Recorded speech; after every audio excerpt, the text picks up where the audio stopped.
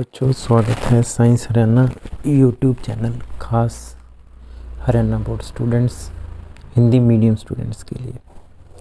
तो स्टूडेंट्स, जैसा कि हमारे वीडियोस अभी एक एक नंबर के क्वेश्चंस के बना रहे हैं हम 16 पाठों में से 14 पाठों में क्लास 10 के एक एक नंबर के क्वेश्चन आएंगे। जैव प्रक्रम पाठ सबसे ज़्यादा अंकों का पाठ है। इसमें से तकरीबन आपको मिलेंगे 8 अंक। एक 5 नंबर का क्वेश्चन है और 3 एक एक नंबर के क्वेश्चन आएंगे। बच्चों, बहुत नंबर होते हैं, पास होने के लिए चाहिए 20 नंबर। और अगर आपको 8 नंबर इस पाठ से मिलते हैं तो आपका लक्ष्य बहुत आसान हो जाता है। तो आइए इस चैप्टर के एक एक नंबर के क्वेश्चन करें। 3 आने हैं एक एक नंबर के क्वेश्चन। जीवन के अनुरक्षण के लिए आप कौन कौन से प्रक्रमों को आवश्यक मानेंगे? अनुरक्षण यानी बच्चों जीवन को चलाने के लिए। तो सारा पाठ ही एक्चुअली ये पाचन है, श्वसन है, उत्सर्जन है। हर जीव भोजन पचाता है, सांस लेता है और उत्सर्जन करता है। तो उपरोक्त सभी, इसका आंसर आ जाएगा बच्चों उपरोक्त सभी। नेक्स्ट क्वेश्चन पर चलते हैं हम। सेकंड क्वेश्चन है, पादपों को भोजन बनाने के लिए आवश्यक कच्ची सामग्री। तो बच्चों सूर्य का प्रकाश, जल, कार्बन डाइऑक्साइड, उपरोक्त सभी। तो बच्चों उपरोक्त सभी इसमें भी बनेगा। सूर्य का प्रकाश भी चाहिए प्रकाश संश्लेषण क्रिया के लिए। तो उस क्रिया का नाम क्या है बच्चों? प्रकाश संश्लेषण। पता होना चाहिए हर बच्चे को। तो पौधे जिस प्रक्रिया द्वारा अपना भोजन बनाते हैं उस क्रिया को कहते हैं प्रकाश संश्लेषण। और इसके लिए क्या क्या 3 चीज़ें चाहिए भोजन बनाने के लिए? जल, सूर्य का प्रकाश और मिट्टी। और चौथी चीज़ जो चाहिए होती है वो है बच्चों क्लोरोफिल, जो कि पत्तों में होता है। तो आइए नेक्स्ट क्वेश्चन देखते हैं क्या है। गैसों का आदान प्रदान होता है बच्चों पत्तों में भी इसका ऑप्शन हो सकता था। पत्तों के अंदर इस बार के प्री बोर्ड में ये क्वेश्चन आया हुआ है सिरसा वाले में। तो रंध्र जो होते हैं, रंध्र यानी छोटे छोटे छिद्र जो कि पत्तों में होते हैं, उनसे गैसों का आदान प्रदान भी उन्हीं से होता है। और जो पानी का आदान प्रदान होता है वो भी पौधे जो वाष्पोत्सर्जन करते हैं पत्तों के द्वारा, रंध्रों के द्वारा ही करते हैं। अगला क्वेश्चन बहुत इंपॉर्टेंट, लार में उपस्थित एंजाइम। तो लार में उपस्थित एंजाइम है बच्चों एमिलेज। एमिलेज नामक एंजाइम लार में उपस्थित होता है। नेक्स्ट क्वेश्चन देखते हैं।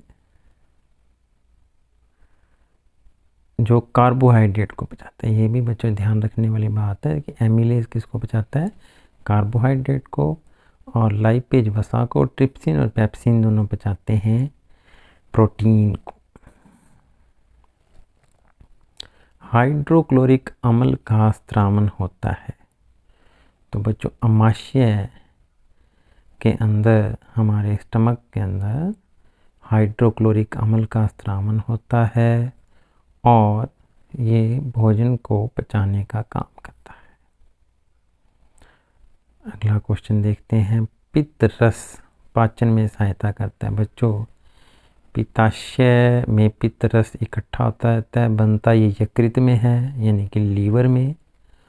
और ये वसा को यानी घी या तेल वाली चीज़ों को पचाने का काम करता है हमारा पित्त रस। तो वसा वाली चीज़ें जो होती हैं इनको पचाने का काम किसका है?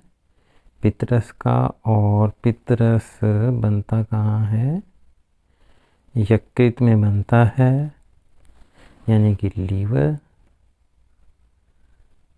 और एक और थैली होती है पित्ताशय। पित्ताशय गाल ब्लैडर कहते हैं उसको। तो पित्ताशय में इकट्ठा रहता है और किसको पचाता है? वसा के पाचन में सहायता करता है। आइए अगला क्वेश्चन देखते हैं बच्चों।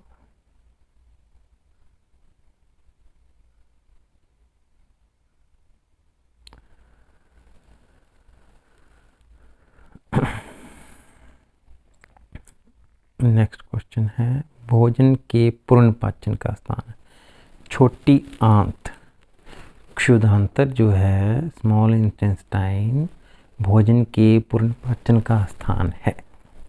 और पचा हुआ भोजन बच्चों, जो छोटी आंत में जो सारा पचा हुआ भोजन है, आगे दीर्घरोम की सहायता से कहाँ जाता है, हमारे रक्त में मिल जाता है। सॉरी बच्चों, एक सेकेंड, बोर्ड पे जाना है अपने को, नेक्स्ट पेज। तो पचा हुआ भोजन क्षुधांतर के अंदर पूर्ण पाचन का स्थान है। पचा हुआ भोजन छोटे छोटे छिद्र, उंगली जैसी प्रवर्ध जैसी संरचनाएं होती हैं, जिनको हम क्या कहते हैं, दीर्घरोम। ये हमारे क्षुधांतर के आंतरिक स्तर पर होता है। चलो मिलते जुलते एक आधा क्वेश्चन हमारे साथ और कर लेना चाहिए बच्चों। ये पेपर के अंदर आए हुए प्रश्न हैं। दीर्घरोम से भोजन रक्त में आसानी से जल्दी मिल पाता है। आइए वापस अगले क्वेश्चन पर चलते हैं। यीस्ट में श्वसन होता है, तो बच्चों 3 तरीके से श्वसन होता है, वायवीय, अवायवीय और कम ऑक्सीजन में, ऑक्सीजन की कमी। तो यीस्ट में तो होता है बिना ऑक्सीजन के। इनके उपोत्पाद क्या बनते हैं बच्चों, वो भी ध्यान रखने हैं। यीस्ट में जो उपोत्पाद है, यानी कि इस पाचन क्रिया के दौरान जो बनता है उपोत्पाद यीस्ट में, वो है अल्कोहल या इथेनॉल। यीस्ट जब ऑक्सीजन से क्रिया करता है, ऑक्सीजन तो क्रिया कर ही नहीं, अवायवीय श्वसन में जब इसके शरीर में ग्लूकोज टूटता है कोशिका के अंदर, तो जो बनता है वो बनता है इथेनॉल, अल्कोहल, उपोत्पाद। कई बार ये भी पूछा जा सकता है। तो अवायवीय यानी कि बिना ऑक्सीजन के यीस्ट में होता है। नेक्स्ट क्वेश्चन देखो। दोहरा परिसंचरण तंत्र पाया जाता है, तो मनुष्यों में, सरीसृप में त्रिकक्षीय होते हैं, मछलियाँ जो होती हैं ज़्यादातर 2 कक्षीय होती हैं बच्चों। तो मनुष्य में दोहरा परिसंचरण तंत्र पाया जाता है। बड़ा इंपॉर्टेंट क्वेश्चन है। मनुष्य के हृदय में कितने कोष्ठक यानी कोष्ठ पाए जाते हैं, तो बच्चों 4 कोष्ठक हैं। उनके नाम पता होने चाहिए, दायां आलिंद, बायां आलिंद, दायां निलय, बायां निलय। ठीक है बच्चों, तो 4 कोष्ठक हैं, बायां आलिंद, बायां निलय, ठीक है, इधर होता है दायां आलिंद, दायां निलय। तो काफ़ी डिटेल है, हार्ट के लिए अलग से पूरा 5 नंबर का अलग से काम ही होता है बच्चों, हार्ट को समझना, दोहरा परिसंचरण तंत्र को समझना। ऑक्सीजनित रक्त का प्रवाह होता है धमनियों में बच्चों, इसीलिए उनके ऊपर उच्च रक्तचाप में, उच्च रक्त दाब में जो होता है, धमनियों में से रक्त गुजरता है जाते हुए, आते हुए शिराओं से आता है। मनुष्य में वृक्क एक तंत्र का भाग है जो संबंधित है उत्सर्जन तंत्र से। मैं बता दूं बच्चों, ये सारे क्वेश्चन पेपरों में पूछे हुए हैं। उत्सर्जन तंत्र का भाग, वृक्क एक तंत्र का भाग है, किसका तंत्र, यानी सिस्टम, उत्सर्जन तंत्र का। नेक्स्ट क्वेश्चन देख लेते हैं बच्चों। पादप में जाइलम, ये भी हमारे सैंपल पेपर का क्वेश्चन है। जाइलम जैसे याद करता हूँ मैं, जल के वहन के लिए, और साथ साथ याद रखना है फ्लोएम। अगला अगला क्वेश्चन दे रखा है तो ठीक है, नहीं तो मैं बता दूं बच्चों, जल के वहन के लिए तो जाइलम उत्तक है। और जो